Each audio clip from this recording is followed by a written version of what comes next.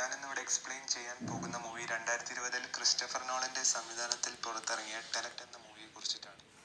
വ്യത്യസ്തത കൊണ്ടുവരുന്നതിൽ Christopher Nolan എന്ന ഡയറക്ടറുടെ പങ്ക് വളരെ വലുതാണ്. ഇൻസെപ്ഷൻ ഒരു ട്രീ ബേസ്ഡ് സ്റ്റോറി ആണെങ്കിൽ ഇന്റർസ്റ്റെല്ലാറിൽ നോളൻ ടൈം മെഷീൻ കോൺസെപ്റ്റ് കൊണ്ടുവന്നു. പക്ഷേ വളരെ വ്യത്യസ്തമായി ടെനറ്റിൽ ടൈം ഇൻവേർട്ടഡ് കോൺസെപ്റ്റാണ് നോളൻ നമുക്ക് മുന്നിൽ അവതരിപ്പിക്കുന്നത്. നമുക്ക് ഈ മൂവിയുടെ എക്സ്പ്ലനേഷനിലേക്ക് കടക്കാം. പാസ്റ്റിലെ മനുഷ്യർ ചെയ്യുന്ന ഓരോ പ്രവൃത്തി കാരണം ഫ്യൂച്ചറിൽ ജീവിക്കുന്ന ആളുകൾക്ക് ബുദ്ധിമുട്ടാകുന്നു. അതുകൊണ്ട് ഫ്യൂച്ചറിൽ ജീവിക്കുന്ന ആളുകൾ പാസ്റ്റിലെ മനുഷ്യരെ ഇല്ലാതാക്കാനാണ് ശ്രമിക്കുന്നത്. അപ്പം നമുക്കെല്ലാവർക്കും ഒരു ഡൗട്ട് ഉണ്ടാവും, പാസ്റ്റ് ഇല്ലാതെ എങ്ങനെയാണ് ഫ്യൂച്ചർ ഉണ്ടാവും? ഫോർ എക്സാമ്പിൾ, നമ്മളിപ്പോൾ പാസ്റ്റിൽ ചെന്ന് നമ്മുടെ ഗ്രാൻഡ് ഫാദറിനെ കൊല്ലുന്നു. അപ്പോൾ അവിടെ നമ്മളെ ഗ്രാൻഡ് ഫാദർ മരിക്കുന്നു, നമ്മുടെ ഫാദർ ഉണ്ടാകുന്നില്ല, നമ്മളും ഉണ്ടാകുന്നില്ല. പക്ഷേ നമ്മൾ ആലോചിക്കേണ്ട കോൺസെപ്റ്റ് എന്നാൽ നമ്മളാണ് നമ്മുടെ ഗ്രാൻഡ് ഫാദറിനെ കൊല്ലുന്നത്. അപ്പോൾ നമ്മൾ എങ്ങനെയാണ് പാസ്റ്റിൽ ഉണ്ടാകുന്നത്? ഈ കോൺസെപ്റ്റിന് പറയുന്ന പേരാണ് ഗ്രാൻഡ് ഫാദർ പാരഡോക്സ്. അതാണ് ഈ മൂവിയിലുടനീളം ഉദ്ദേശിച്ച ഒരു കോൺസെപ്റ്റ്.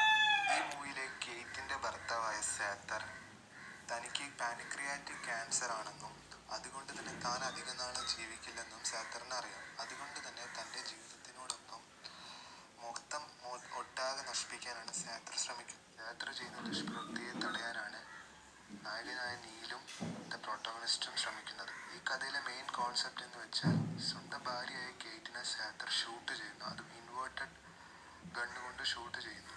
അപ്പോൾ കേറ്റിനെ തിരിച്ചു കൊണ്ടുവരാൻ ദ പ്രൊട്ടോഗണിസ്റ്റും നീലും ശ്രമിക്കുന്നതാണ് ഈ കഥയിലെ ഒരു കോൺസെപ്റ്റ്.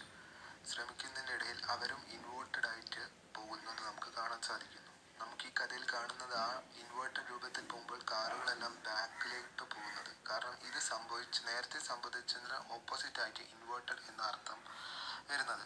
പിന്നെ ഈ മൂവിയിലുള്ള ഒരു കാര്യം എന്ന് വെച്ചാൽ മുംബൈയിൽ അവർ പോകുമ്പോൾ നീലിനെ ദ പ്രോട്ടോഗണിസ്റ്റ് മീറ്റ് ചെയ്യുമ്പോൾ നീല് പ്രോട്ടോഗണിസ്റ്റ് അറിയാതെ പ്രോട്ടോഗണിസ്റ്റിന് ഇഷ്ടപ്പെട്ട ഒരു ഡ്രിങ്ക് ഓർഡർ ചെയ്യുന്നു. അതെങ്ങനെയാണ് ദ പ്രോട്ടോഗണിസ്റ്റിന് മനസ്സിലാകുന്നില്ല. നീല അപ്പോഴും ഒരു ചിരി മാത്രമേ ചിരിക്കുന്നുള്ളൂ.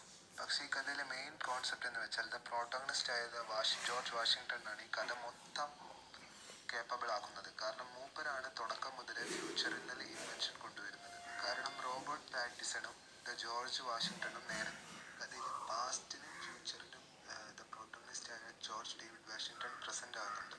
അതാണ് ഈ മൂവിയിലെ ഒരു വ്യത്യസ്തമായ ഒരു ഐഡിയ. കാരണം നമ്മൾക്ക് പെട്ടെന്ന് ഈ മൂവി കാണുമ്പോൾ നമുക്ക് ആ കോൺസെപ്റ്റ് പെട്ടെന്ന് മനസ്സിലാവണമെന്നില്ല. കാരണം ജെയിംസ് പാറ്റിസന്റെ നീലിന്റെ ചില കോൺവെർസേഷൻ നമുക്ക് അതിൽ നിന്ന് മനസ്സിലാവുന്നുണ്ട്. കാരണം ക്ലൈമാക്സ് രംഗത്തിൽ അവർ തമ്മിൽ ചോദിക്കുന്ന ഒരു ചെറിയൊരു കോൺവെർസേഷനിൽ നമുക്കത് പിടികിട്ടും. പിന്നെ ഈ മൂവിയിൽ വേറൊരു കാര്യം എന്ന് വെച്ചാൽ കേറ്റ് തൻ്റെ ഭർത്താവിന് വേറൊരു സ്ത്രീയുമായി ബന്ധമുണ്ടെന്ന് കേറ്റ് അതിൽ പറയുന്നുണ്ട്. പക്ഷേ അത് ശരിക്കും വേറൊരു സ്ത്രീയല്ല, കേറ്റ് തന്നെയാണ്. ഫ്യൂച്ചറിൽ നിന്ന് ട്രാവൽ ചെയ്യുന്ന കേറ്റ് അല്ല, ഇൻവേർഷനായി വന്ന കേറ്റാണ് അതിൽ.